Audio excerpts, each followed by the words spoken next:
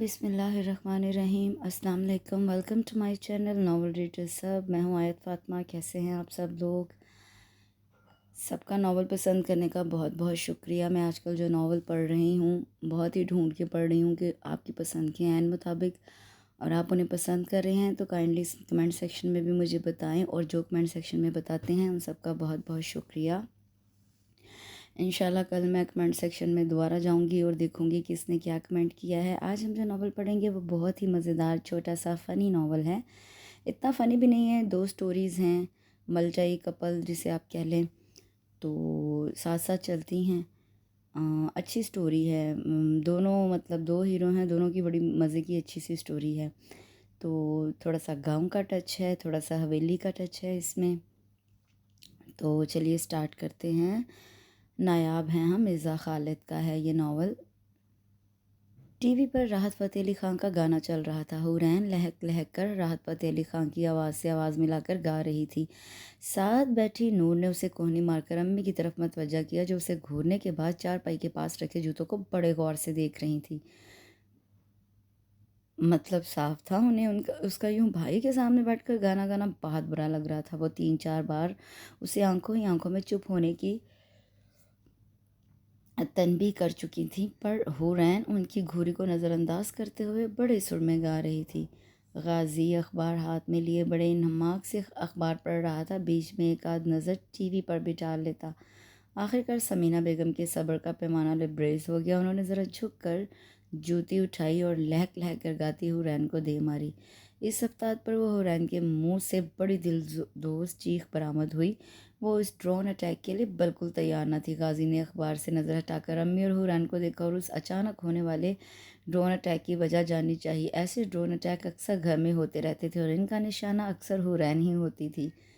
कमबख्त को फिल्मों में भर्ती करवा दो। ये फ़ौज में भर्ती होने का तो सुना था, फिल्मों में भी भर्ती होते हैं, ये आज सुन रही हूँ। बाजू सहलाती हुरैन ने हैरत का इजहार किया। तुम्हारे बाप दादा मिरासी थे क्या? इतनी बड़ी हो गई हो, ज़रा अकल नहीं है? बड़े भाई के सामने क्या ओल फुल गा रही हो? जाने कब समझ में आएगी इसे, कब बड़ी होगी। समीना बेगम ने फिक्रमंदी से उसे देखा। एक तो मुझे अम्मी की समझ नहीं आती, हुरैन ने नूर और गाजी को देखते हुए कहा। कभी कहती हैं इतनी बड़ी होगी और कभी कहती हैं जाने कब बड़ी होगी। ये दो मतजाद बातें हैं एक जुमले के अंदर। हुरैन ने गाजी और नूर की तवज्जो अम्मी के जुमले की तरफ मबजूल करवाई। मैं 20 साल 5 फुट 3 इंच की बाशऊर बाइखलाक बाकिरदार और बाज़ौक़ लड़की हूँ। कोई पूछे मेरे बड़े होने में क्या कसर रह गई है? समीना बेगम ने उसे खा जाने वाली नज़रों से देखा और वो हस्बे आदत उनकी घूरियों को नज़रअंदाज करते हुए गाजी के पास रखे हुए अखबार से अपना पसंदीदा सफ़ा उठाते हुए बाआवाज़ बुलंद ज़रूरत रिश्ता के इश्तहार पढ़ने लगी। लड़का उम्र 40 साल। हुरैन पढ़ते पढ़ते ठटकी। 40 साल का भी लड़का होता है? उसने हैरत का इजहार किया और फिर से इश्तहार पढ़ने लगी। पहली बीवी मर चुकी है, एक ऐसी लड़की की तलाश है जो कारोबार में सपोर्ट कर सके। लड़की खूबसूरत और पढ़ी लिखी होनी चाहिए और उम्र 22 से ज़्यादा ना हो। क्या ज़माना आ गया है, लड़की भी दो, कारोबार में भी सपोर्ट करो और रंडवा अलग। समीना बेगम ने अफसोस किया। समीना बेगम के माथे पर फिक्रमंदी से एक लकीर नमूदार हुई थी। नूरैन का रिश्ता उन्होंने अपने भांजे से किया हुआ था। आजकल उन्हें हुरैन की फ़िक्र सताती रहती थी। उन्होंने गैर संजीदा सी हुरैन को देखा जो रिश्ते के इश्तिहार पढ़ पढ़ कर हंस रही थी। सूरज सर पर आ गया है, फजर का वक्त निकलता जा रहा है। समीना बेगम ने झंझोड़ कर उसे उठाना चाहा। हुरैन ने आंखें खोलकर एक नज़र वाला को देखा जिसमें 5 बज रहे थे। 5 बजे कौन सा सूरज निकलता है अम्मी? थोड़ी देर और सोने दें प्लीज़। हुरैन ने दोबारा आंखें बंद करते हुए कहा। एक नूर है, उधर अजान हुई, उधर जाए नमाज पर, और एक तुम हो, कभी जो फजर वक्त पर पड़ी हो। पता नहीं क्या बनेगा इस लड़की का। अम्मी शुरू हो चुकी थी। हुरैन को अंदाज़ा था जब तक वो उन्हें नहीं उठेगी वो चुप नहीं होंगी। अरे लोगो तुम्हारा क्या, मैं जानूँ मेरा खुदा जाने। हुरैन का दिल चाहा ये कहकर सो जाए, पर वो सुबह सुबह अम्मी के गुस्से को आवाज़ नहीं देना चाहती थी, इसलिए उठकर नमाज पढ़ी। दुआ मांगते हुए वो नींद से झूम रही थी। उसने जल्दी से दुआ ख़त्म की और फिर से बिस्तर पर ढह गई। कितनी बार कहा है फजर के बाद ना सोया करो, ये नहीं कि अभी से स्कूल की तैयारी शुरू कर दे। फिर भागम भाग तैयारी करती है ये लड़की, पता नहीं कब सुधरेगी। ان کے کہنے کے باوجود وہ سو گئی۔ پھر 8:30 بجے وہ پورے گھر میں بھاگتی پھر رہی تھی۔ وین والا ہارن پر ہارن دے رہا تھا۔ جلدی چلی جاؤ، کل غازی کہہ رہا تھا وین والے نے تمہیں لانے اور لے جانے کی ذمہ داری سے معذرت کر لی ہے۔ کہہ رہا تھا تمہاری وجہ سے اوروں کو بھی دیر ہو جاتی ہے۔ حورین نے جلدی سے اسکارف درست کیا، بیگ کندھے پہ ٹکایا اور گولی کسی تیزی سے بھاگتے ہوئے گیٹ پار کر کے وین میں بیٹھ گئی۔ وین میں بیٹھے بچے اس کے انداز پر مسکرائے تھے۔ وہ اس علاقے کی سب سے اچھے اور مہنگے اسکول کی ٹیچر تھی۔ اسکول میں داخل ہوتے ہی اسے خبر ملی کہ پرنسپل نوریہ حیدر عمرے کے لیے جا رہی ہیں اور ان کی غیر موجودگی میں ان کا بیٹا پرنسپل کے فرائض سر انجام دے گا۔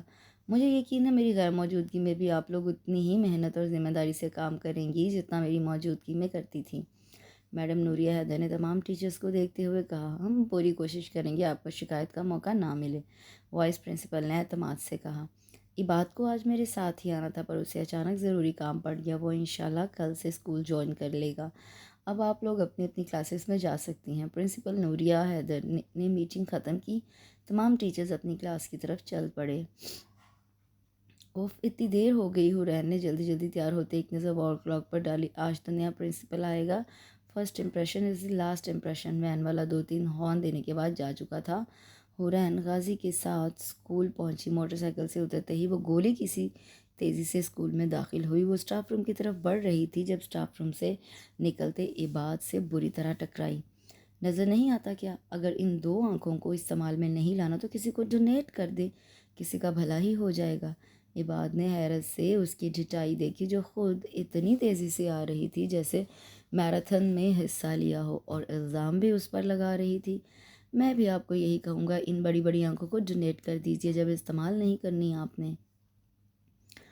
عباد نے اس کی بڑی بڑی آنکھوں کو دیکھتے ہوئے کہا، کیا مطلب؟ آپ یہ کہنا چاہ رہے ہیں کہ سارا قصور میرا ہے؟ میں کہنا چاہ نہیں رہا، کہہ رہا ہوں، اس نے اپنی بات پر زور دیتے ہوئے کہا۔ دیکھیے، آپ میرا دماغ خراب مت کریں، مجھے پہلے ہی دیر ہو گئی ہے۔ ایسا نہ ہو کہ میں اس منحوس وین والے کا غصہ بھی آپ پر اتار دوں۔ حورین نے شہادت کی انگلی اٹھا کر اسے خبردار کیا۔ بائی دی وے، آپ ہیں کون اور یہاں کیا کر رہی ہیں؟ عباد نے اشتیاق سے پوچھا۔ یہ سوال تو مجھے آپ سے پوچھنا چاہیے۔ حورین نے سر سے پاؤں تک اس کا جائزہ لیتے ہوئے پوچھا۔ پہلے میں نے پوچھا، اس لیے اصولاً پہلے آپ کو جواب دینا چاہیے۔ عباد نے اسے اصول سمجھائے۔ میں حورین ہوں، اس اسکول کی سب سے قابل ٹیچر۔ آپ کی تعریف؟ میں نوریہ حیدر کا بیٹا عباد حیدر ہوں، اس اسکول کا پرنسپل۔ حورین کا منہ کھلا کا کھلا رہ گیا۔ اس کے کانوں میں وہ الفاظ گھومے جو کچھ دیر پہلے اس نے اس شخص کی شان میں کہے تھے۔ جب آپ اس سکتے سے باہر آ جائیں تو میرے آفس میں آ جائیے گا۔ وہ حکم دیتا پرنسپل کے آفس کی طرف چل دیا۔ حورین کچھ دیر حیرت سے اس کی پشت دیکھے گئی اور پھر مرے مرے قدموں سے اس کے پیچھے چل دی۔ مجھے سمجھ نہیں آ رہی، آپ جیسی غیر ذمہ دار ٹیچر کو ماما نے اپنے اسکول میں کیسے رکھ لیا؟ ایک نظر اس کو دیکھ کر پھر بولا، مجھے اسٹاف سے معلوم ہوا ہے آپ اکثر لیٹ آتی ہیں۔ کس چڑیل نے یہ آگ لگائی ہے؟ حورین بڑبڑائی۔ اگر آپ آئندہ ٹائم پر نہیں آئی تو مجبوراً مجھے اسٹیپ لینا پڑے گا۔ عباد نے شہادت کی انگلی اٹھا کر خبردار کیا۔ آئی ہوپ آپ کو میری بات سمجھ آ گئی ہے۔ عباد نے سر جھکائے کھڑی حورین کو دیکھا۔ وہ اب بھی کچھ نہیں بولی تھی۔ مس حور العین، میں آپ سے ایکسکیوز می۔ حور عین نے فوراً عباد کی بات کاٹی اور تصحیح کی، میرا نام حور عین ہے، حور العین نہیں۔ دونوں میں کوئی خاص فرق نہیں ہے۔ دیکھیے عبادت صاحب، میں اپنے نام ایکسکیوز می، عبادت نہیں عباد۔ عباد نے فوراً تصحیح کی، دونوں میں کوئی خاص فرق نہیں ہے۔ حورین نے مسکراتے ہوئے اسی کے انداز میں جواب دیا۔ عباد متاثر ہوئے بغیر نہ رہ سکا۔ چھوٹے سائیں کے شہری دوست آئے ہیں، سکینہ تو یہ چاول صاف کر، اور مہرو تو جا کر سومیا کو بلا لا، اسے انگریزی کھانے پکانے آتے ہوں گے، وہ شہری لوگ ہیں انگریزی کھانے کھانے والے۔ آسیہ کے حکم پر مہرو سومیا کے کمرے کی طرف چل دی۔ اس بڑی سی حویلی میں ملازماؤں کی فوج تھی جو حویلی کی صفائی اور اپنی مالکوں کی خدمت پر مامور رہتی تھی۔ ملازمہ نے ڈرتے ڈرتے سومیا کے کمرے کا دروازہ بجایا۔ کیا ہے؟ سومیا نے دروازہ کھولتے ہوئے بیزاری سے پوچھا۔ وہ بی بی جی آپ کو آسیہ بی بی کچن میں بلا رہی ہیں۔ 19-20 سالہ مہرو نے ڈرتے ڈرتے آسیہ کا حکم اس تک پہنچایا۔ کیوں؟ وہ شاہ سائیں کے دوست آئے ہیں، ان کے لیے کھانا۔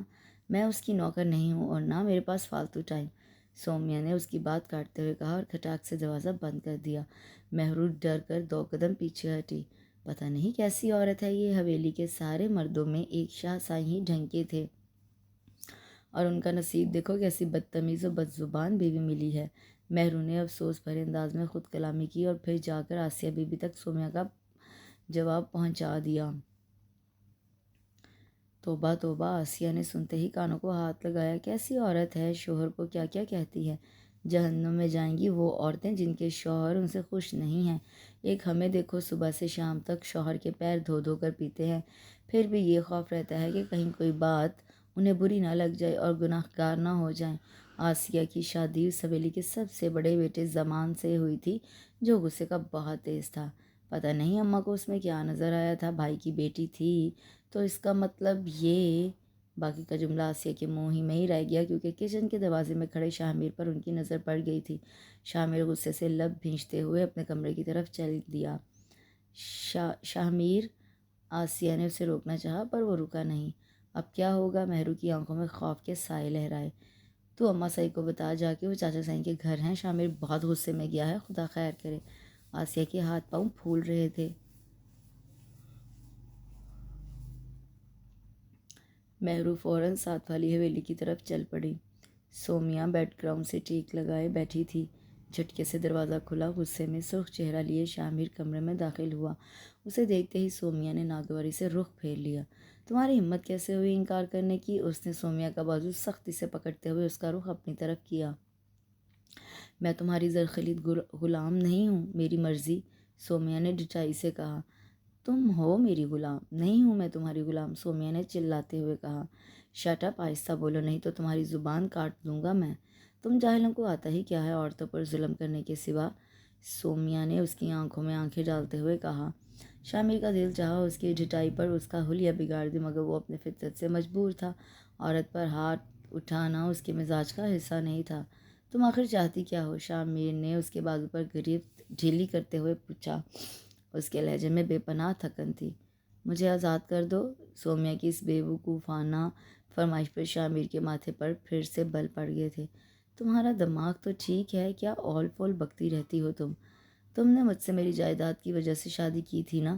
تم سب کچھ لے لو پر مجھے اس قید خانے سے رہائی دے دو۔ ان بڑی بڑی دیواروں میں میرا دم گھٹتا ہے۔ تم اپنے دماغ سے یہ خناس نکال دو کہ میں تمہاری جائیداد میں انٹرسٹ ہے۔ میں کوئی ٹٹ پونجیاں نہیں ہوں، جتنی ہماری زمینیں ہیں اتنی تو تمہاری 7 نسلوں نے نہیں دیکھی ہوں گی۔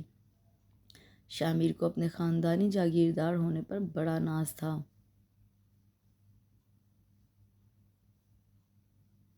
پھر مجھے کیوں اس قید خانے میں رکھا ہوا ہے جب میں یہاں رہنا نہیں چاہتی؟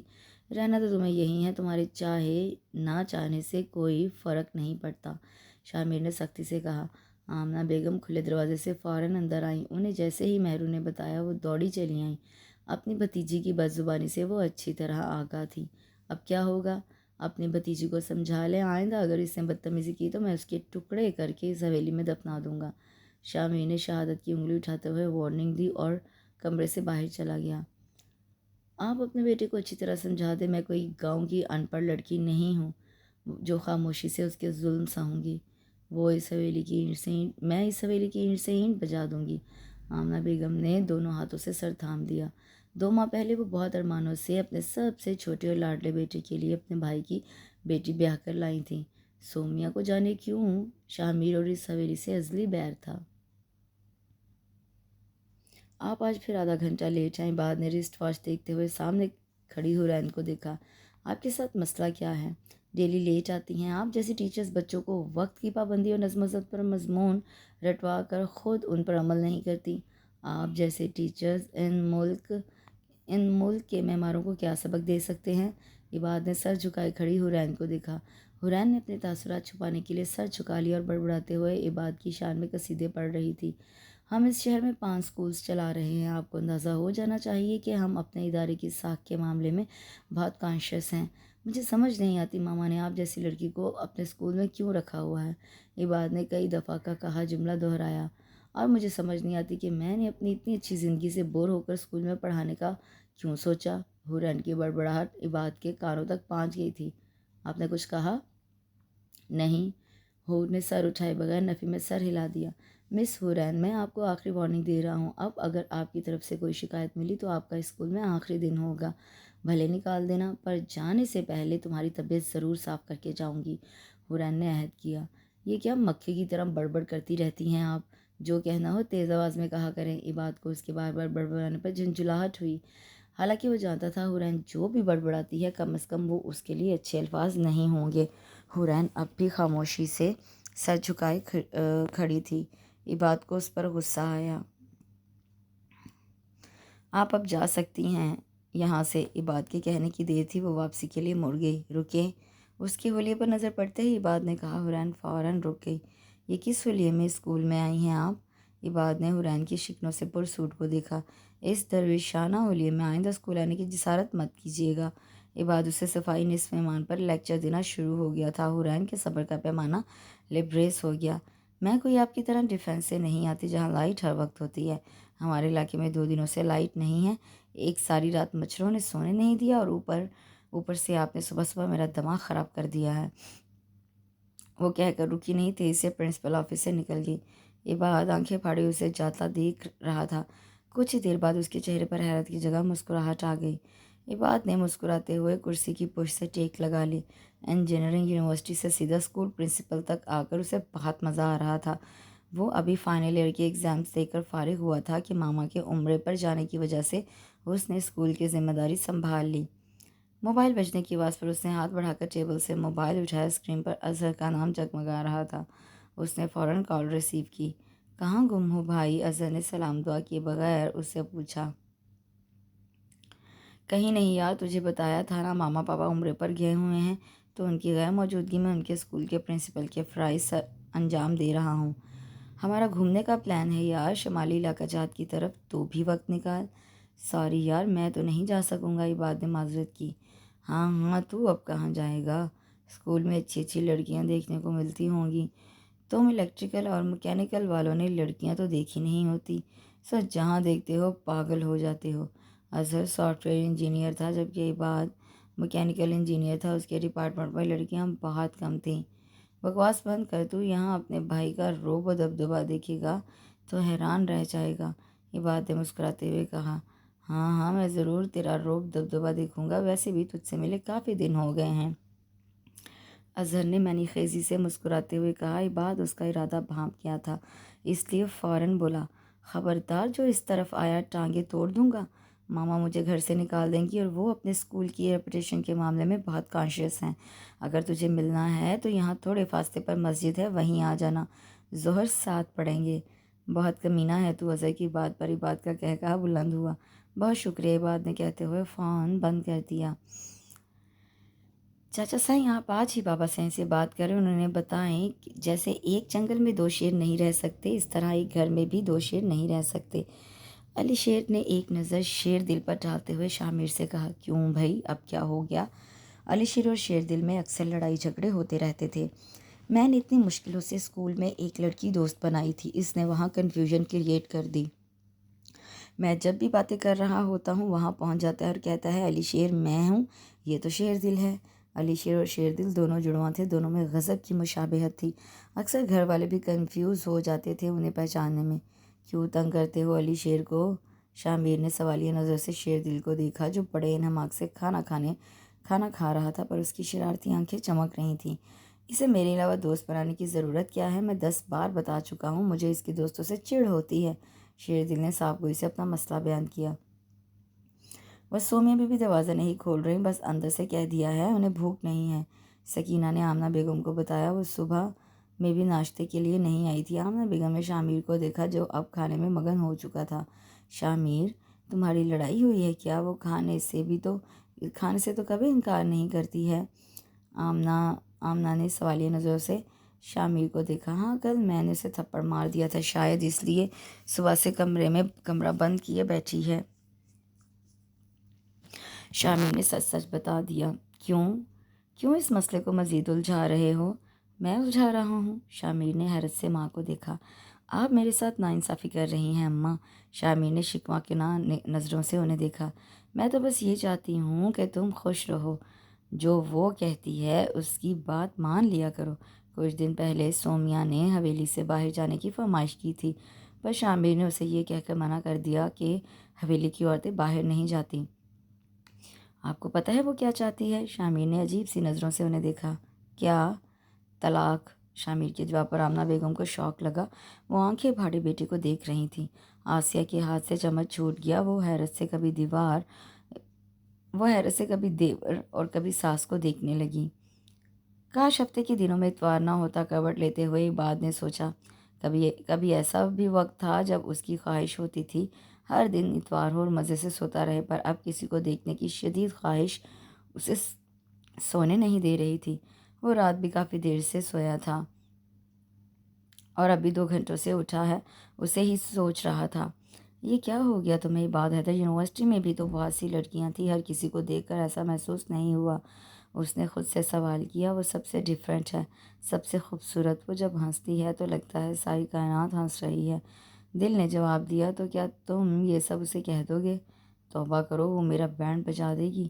اس سے کچھ امید نہیں، میں ڈائریکٹ رشتہ بھیجوں گا۔ اس نے مسکراتے ہوئے سوچا، تم وہ پہلی لڑکی ہو جس کو دیکھ کے میری آنکھیں خوابوں سے بھر جاتی ہیں۔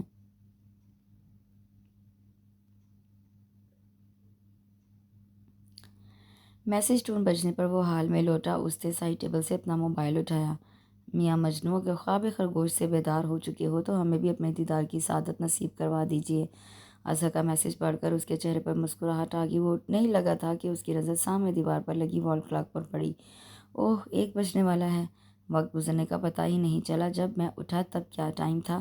اس نے ذہن پر زور دیتے ہوئے یاد کرنا چاہا، پر اسے یاد نہ آیا۔ عباد بیٹا، تم تو گئے کام سے۔ اس نے مسکراتے ہوئے خود غلامی کی اور واش روم میں گھس گیا۔ فریش ہونے کے بعد اس نے اپنے لیے چائے بنائی اور مگ لے لاؤنج میں آ گیا۔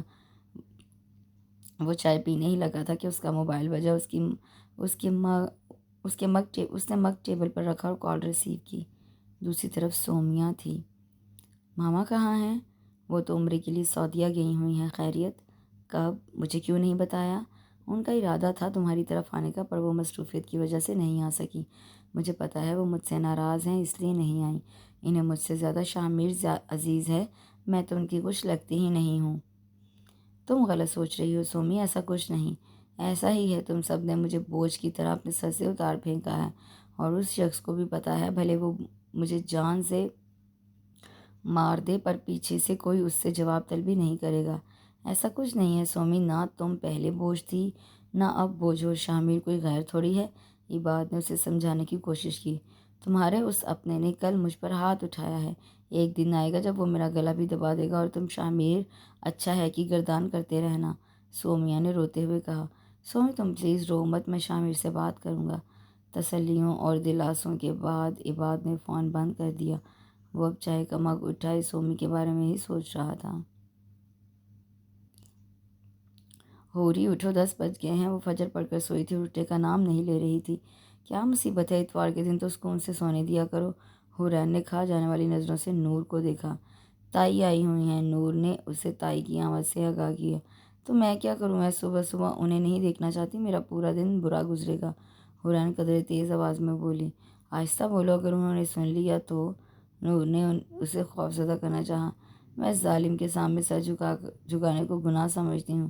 تم اور امی ان کی خدمت میں ایک ٹانگ پر کھڑے ہو جاؤ میری بلا سے، حورین نے کروٹ لیتے ہوئے کہا۔ وہ تمہیں بلا رہی ہیں، پر میں ان سے نہیں ملنا چاہتی۔ تمہیں پتہ ہے اس بدتمیزی کی وجہ سے امی کو کتنی باتیں سننے کو ملیں گی اور ابو کتنا غصہ ہوں گے۔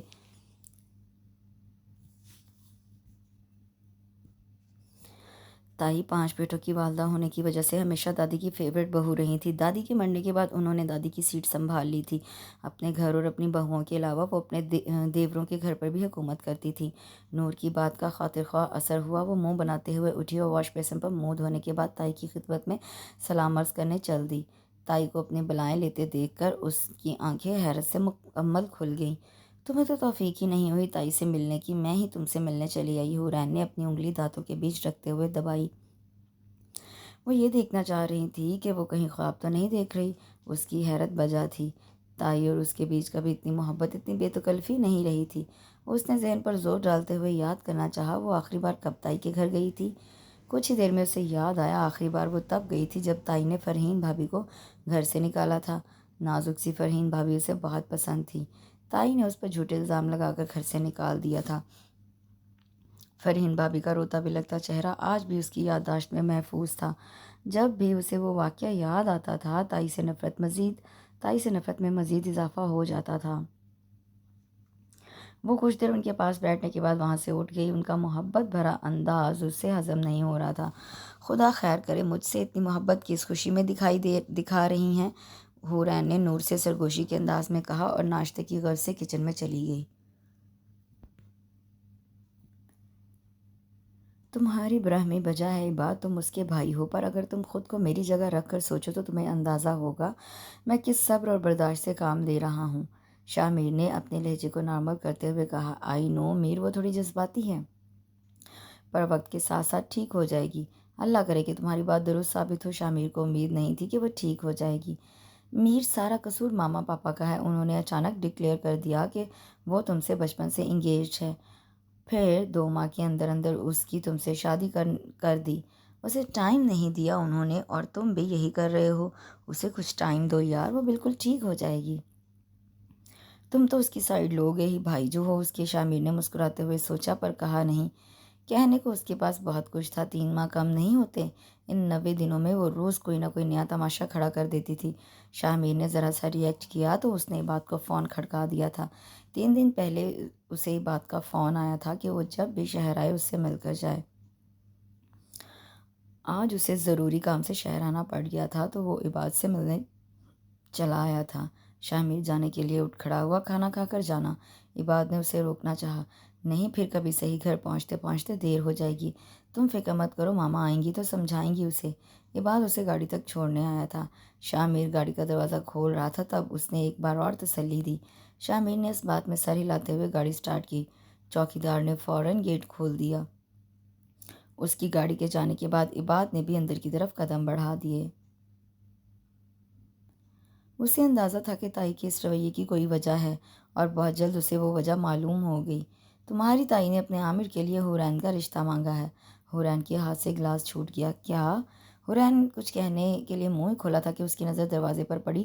کمرے میں داخل ہوتے ابو کو دیکھ کر وہ اپنا غصہ دباتی کمرے سے نکل گئی اور اب اپنے کمرے میں بڑبڑاتے ہوئے ٹہل رہی تھی۔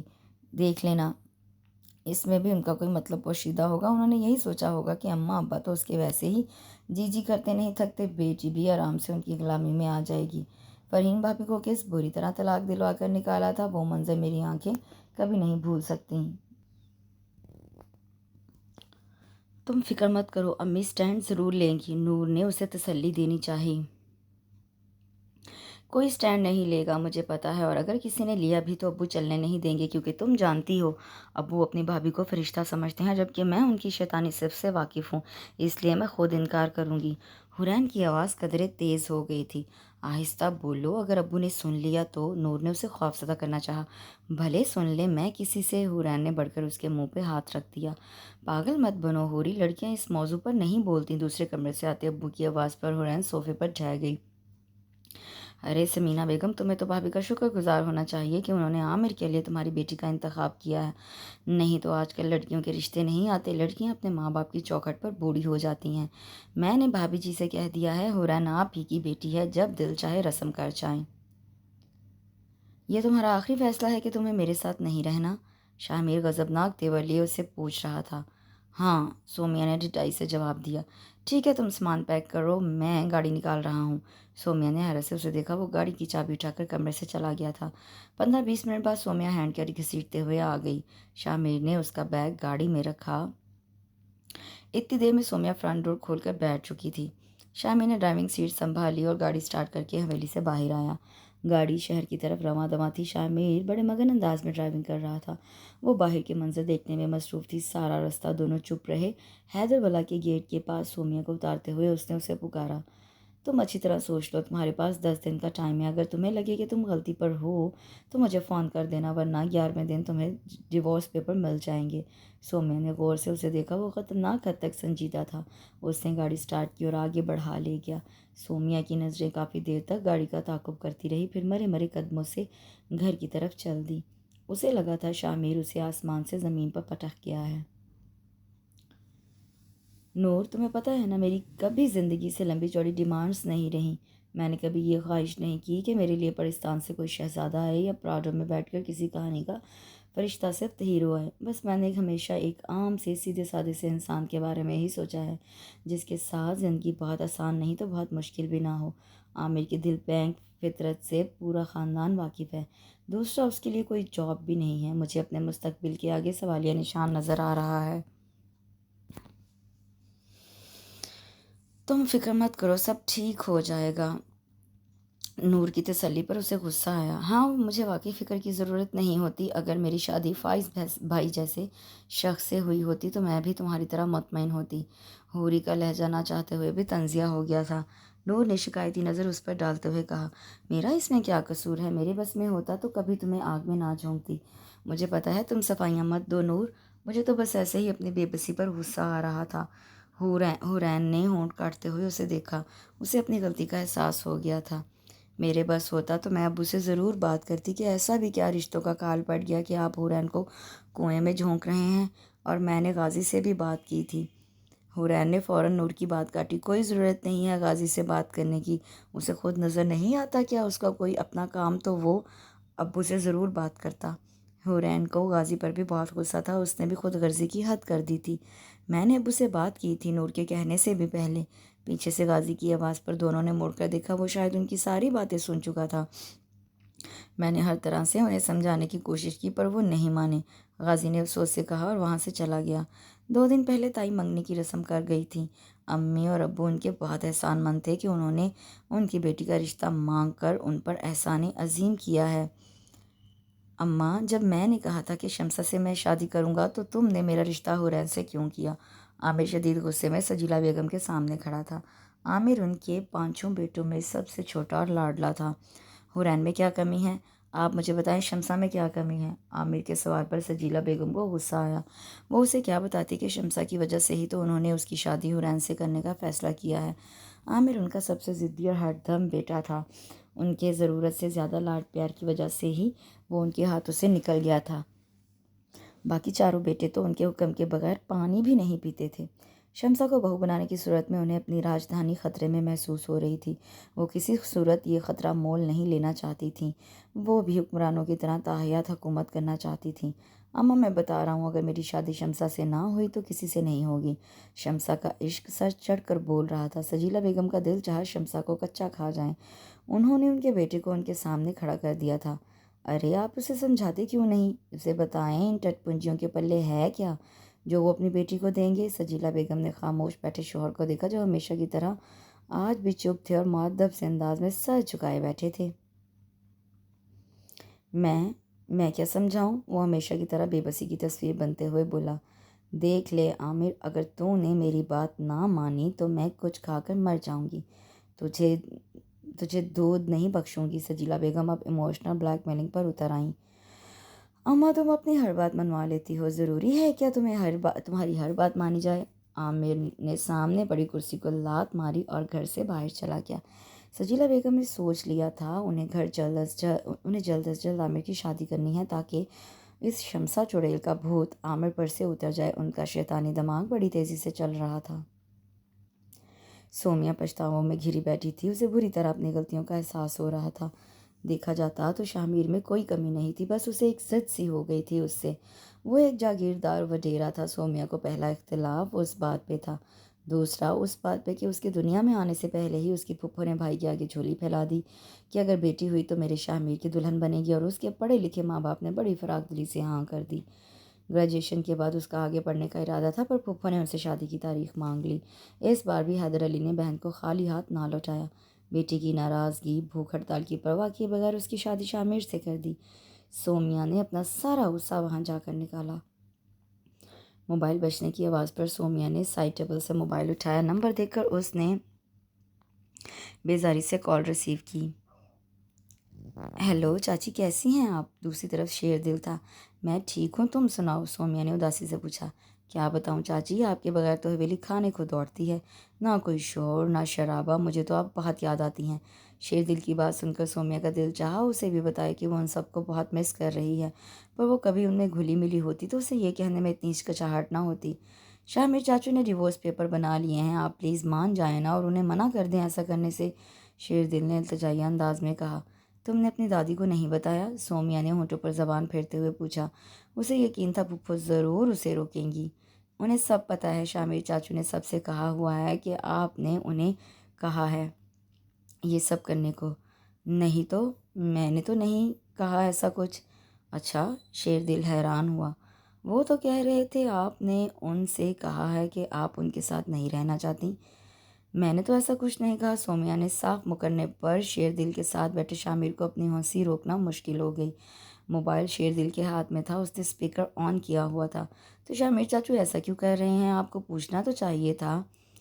شیر دل کی زبردست اداکاری پر شامر نے اسے داد دیتی نظروں سے دیکھا۔ چاچی آپ جلدی چاچو سے بات کر لیجیے گا، کہیں ایسا نہ ہو پانی سر سے گزر جائے۔ چاچو آ رہے ہیں، میں فون بند کر رہا ہوں، وہ ناراض ہوں گے، اللہ حافظ۔ شیر دل نے اپنا کام کر کے فون بند کر دیا اور پھر داد طلب نظروں سے ساتھ بیٹھے شامر کو دیکھا۔ دیکھا، مانتے ہیں کہ نہیں؟ شیر دل نے کالر اکڑایا۔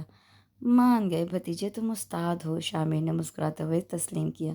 ہمارے مشوروں پر چلیں گے تو بہت جلد آپ بھی استاد بن جائیں گے، 12 سالہ علی شیر نے مسکراتے ہوئے کہا۔ سارا پلان علی شیر اور شیر دل کا تھا، شامر ان دونوں کی وضاحت کا قائل ہو گیا تھا۔ چاچو پتہ ہے میں کبھی کبھی کیا سوچتا ہوں؟ کیا؟ شامر نے اشتیاق بھری نظروں سے شیر دل کو دیکھا۔ میں سوچتا ہوں کہ آپ کی جگہ مجھے آپ کا چاچا ہونا چاہیے تھا۔ شیر دل کی بات پر شامر کا قہقہا بلند ہوا تو بہت عرصے بعد وہ اتنا خوش تھا۔ او مائی گاڈ سومی، تم اتنی بیوقوف ہو، مجھے یقین نہیں آ رہا۔ ردا نے حیرت سے اسے دیکھا۔ میں تو تمہاری قسمت پر رشک کرتی تھی۔ شامر جیسا زبردست بندہ تو ہر لڑکی کا خواب ہوتا ہے۔ جب تم نے مجھے بتایا تھا کہ تمہارا کزن جاگیردار فیملی سے تعلق رکھتا ہے تو میں نے سمجھا تھا کہ بڑی بڑی مونچھوں والا کوئی وڈیرا ہوگا جس کے منہ پر خباثت ہوگی، جیسا عموماً ڈراموں میں ہوتا ہے، پر شامر کو دیکھ کر میرے تمام اندازے غلط ثابت ہوئے تھے۔ اتنا ویل ایجوکیٹڈ اور ڈیسنٹ بندہ۔ تم بہت زیادہ بیوقوف ہو سومیا بی بی۔ وہ خاموشی سے سر جھکائے ردا کی باتیں سن رہی تھی۔ میں مانتی ہوں میں نے غلط کیا، پر اب کیا ہو سکتا ہے، میں گزرے وقت کو تو واپس نہیں لا سکتی نا۔ سومیا نے بے بسی سے ردا کو دیکھا۔ ابھی بھی کچھ نہیں بگڑا، اس سے پہلے کہ بگڑے تم شامر کو فون کرو اور اپنے گزشتہ رویے کی معافی مانگو۔ تمہیں یہاں آئے ہوئے ہفتہ ہو گیا ہے، اگر تم انا کے چکر میں رہی تو وہ ڈیورس پیپر تمہارے منہ پر مار کر چلا جائے گا، پھر روتی رہنا یہاں بیٹھ کر۔ ردا نے بیگ اٹھایا، ایک الوداعیہ نظر اس پہ ڈالی اور واپسی کی راہ لی۔ ردا کے جانے کے بعد وہ وہیں لاؤنج میں بیٹھی روتی رہی۔ کیا ہوا سومی، رو کیوں رہی ہو؟ اسے وہاں بیٹھے کافی وقت گزر چکا تھا۔ عباد گھر آیا تو اسے یوں روتے دیکھ کر فکر مندی سے پوچھا۔ وہ مجھے چھوڑ رہا ہے عباد، سومیا نے روتے ہوئے کہا۔ اسے منع کرو پلیز، وہ ایسا کچھ نہیں کرے گا، تم پریشان مت ہو، میں اس سے بات کروں گا۔ عباد نے اسے چپ کروایا۔ جاؤ شاباش، اپنے کمرے میں آرام کرو، میں اس سے بات کروں گا۔ عباد کی تسلی پر اس کے دل کو ڈھارس ملی، وہ اپنے آنسو صاف کرتی اپنے کمرے کی طرف چل دی۔ اس کے جانے کے بعد عباد نے موبائل نکالا اور شامر کا نمبر ملانے لگا۔ تم نے کہا تھا نا عباد، میں نے اسے ٹائم نہیں دیا تو بس میں اسے ٹائم دے رہا ہوں تاکہ وہ اچھی طرح سوچ لے کہ زندگی ایسے نہیں گزرتی، اور تم بے فکر رہو، میرا کسی بیوقوفی کا کوئی ارادہ نہیں ہے، بس یہ سب اسے ڈرانے کے لیے کیا ہے۔ شامر کی بات پر عباد مطمئن ہو گیا۔ بہت سوچنے کے بعد اپنا موبائل اٹھایا اور وہی نمبر ڈائل کیا جس سے شیر دل کی کال آئی تھی۔ ہیلو، شامر کی آواز سن کر وہ کچھ بول ہی نہ پائی۔ مجھے شیر دل سے بات کرنی تھی، اس نے ہمت کر کے کہہ ڈالا۔ وہ تو اسکول گیا ہوا ہے، کوئی کام تھا؟ بہت روڈ انداز میں پوچھا گیا۔ سومیا کی آنکھوں میں آنسو تیرنے لگے، وقت اس کے ہاتھوں سے نکلتا جا رہا تھا، اسے یہاں آئے 8واں دن تھا۔ آئی ایم سوری، سومیا نے روتے ہوئے معافی مانگی۔ یعنی تمہیں اپنی غلطیوں کا احساس ہو گیا ہے؟ جی ٹھیک ہے، کل میں تمہیں لینے آؤں گا۔ سچ؟ سومیا کو یقین نہیں آ رہا تھا کہ شامر اتنی جلدی مان جائے گا۔ وہ خوشی سے چلائی۔ ہاں تم تیار رہنا، شامر نے مسکراتے ہوئے کہا۔ اگلے دن شامر اسے لینے جا رہا تھا۔ سنڈے ہونے کی وجہ سے علی شیر اور شیر دل گھر پر ہی تھے۔ وہ دونوں تیار ہو کر اس کی گاڑی کے پاس کھڑے تھے۔ دونوں کا ارادہ اس کے ساتھ جانے کا تھا۔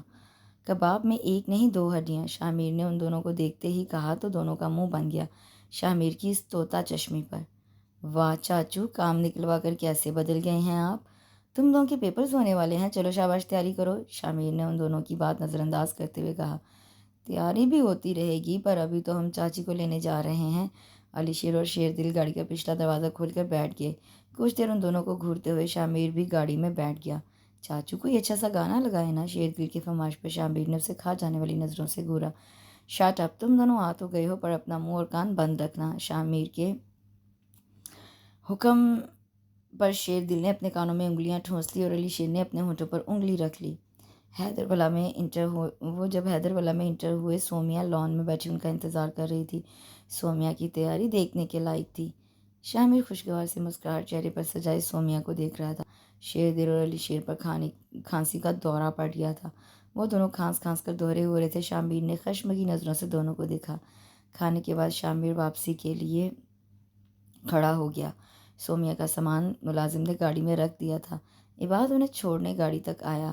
علی شیر اور شیر دل گاڑی کی پچھلی سیٹ پر بیٹھ چکے تھے۔ شاہ میر نے سومیا کے لیے فرنٹ ڈور کھولا۔ سومیا کے بیٹھتے ہی اس نے عباد سے مسافہ کیا اور ڈرائیونگ سیٹ پر بیٹھ گیا۔ گاڑی اپنی منزل کی طرف رواں دواں ہو گئی۔ عباد مطمئن سا گھر کی طرف چل دیا۔ بہت اچھی لگ رہی ہو، شاہ میر نے گاڑی مین روڈ پر لاتے ہوئے ایک نظر اسے دیکھ کر کہا۔ پچھلی سیٹ پر بیٹھے علی شیر اور شیر دل پر پھر سے کھانسی کا دورہ پڑ چکا تھا۔ شاہ میر نے ان دونوں کو گھوری پاس کی، پر ان دونوں پر کوئی اثر نہ ہوا۔ میں نے تم دونوں کو کیا سمجھایا تھا؟ اپنے منہ اور کان بند رکھنا۔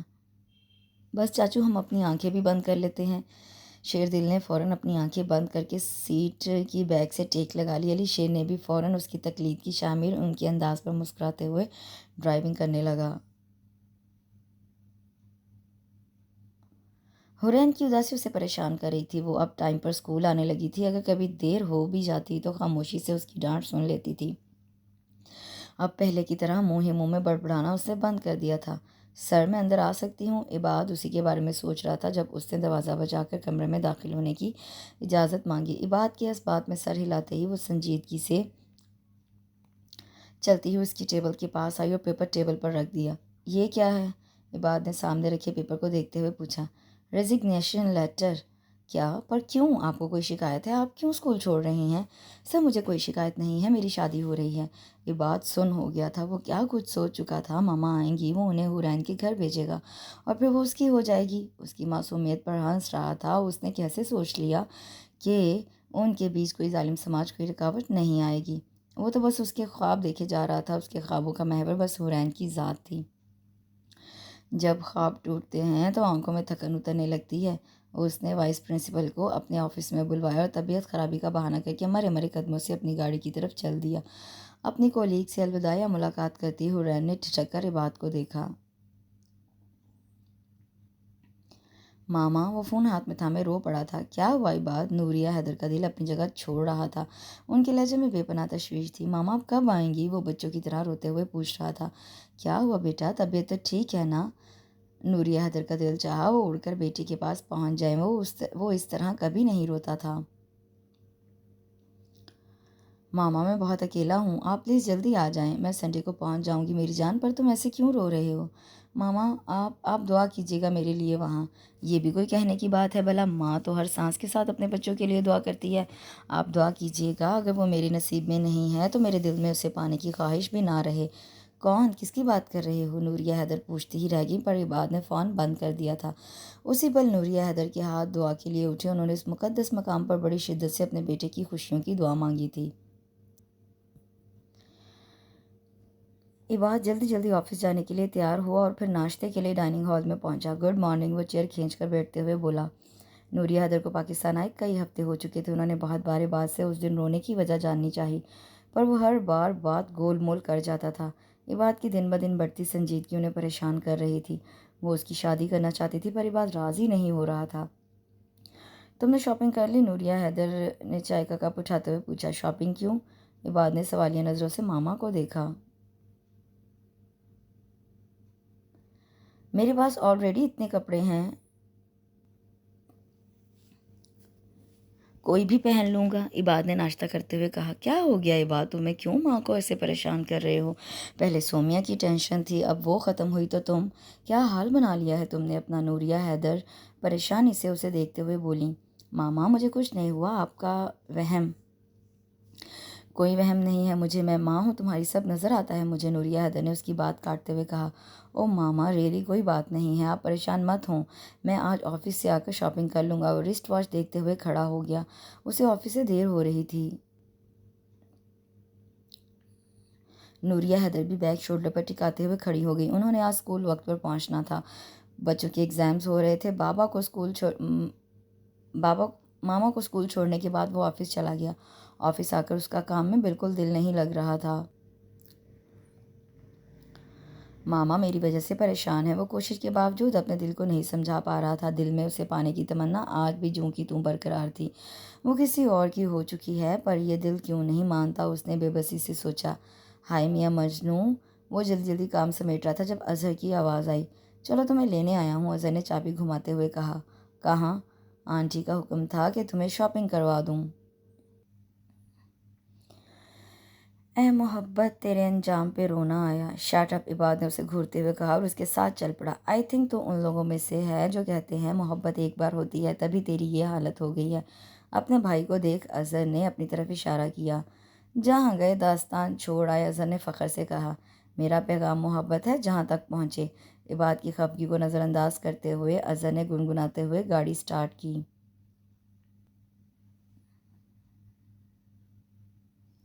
गाजी के बच्चे को देखो कैसे मिठार मिठार कर अपनी सालियों से बात कर रहा है। उसने एक नज़र स्टेज पर बैठे गाजी को देखा और फिर हुरैन की तलाश में नज़र दौड़ाई। लॉन के आखिरी कोने पर फाइज की किसी बात पर बेतहाशा हंसती नूर को देखकर उसका दिल जल गया। नूर को भी मैं अब कहाँ नज़र आऊँगी, शादी के बाद कितनी बदल गई है। मेरी शादी हो जाए मैं भी यूं ही जाऊँगी। वो सर झुकाए बड़बड़ाते हुए चली जा रही थी जब उसका सर किसी सख्त चीज़ से टकराया। उसकी नज़र जैसे ही काले बूटों पर पड़ी, वो शुरू हो गई। क्या मुसीबत है, अगर इन आंखों का इस्तेमाल नहीं करना तो किसी को डोनेट कर दें। इबाद हैरान हुआ जाना पहचाना लहजा, जाने पहचाने अल्फाज। अगर मैं भी आपसे यही कहूँ तो? अरे इबादत साहब आप। हुरन ने बेतकल्लुफ़ी से उसका नाम बिगाड़ा। इबाद के चेहरे पर मुस्कुराहट आ गई, पर कुछ देर के लिए। आपकी शादी कैसी चल रही है? कौन सी शादी? इबाद के पूछने पर उसने हैरत से उसे देखा और फिर हंसी।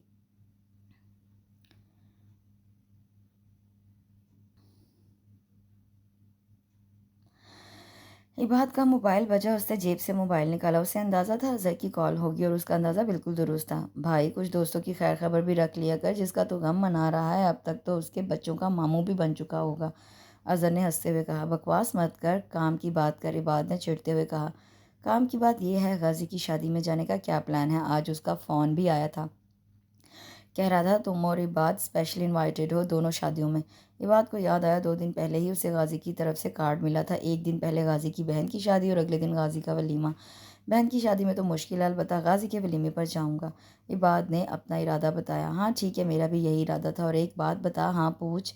सब यार दोस्त धड़ाधड़ शादियाँ कर रहे हैं, 2 माह बाद। खैर से तेरा भाई भी शादीशुदा मर्दों की फहरिस्त में शामिल हो जाएगा, तेरा क्या इरादा है? अजहर ने उसका इरादा जाना चाहा। जब कोई मिलेगी तो कर लूँगा शादी।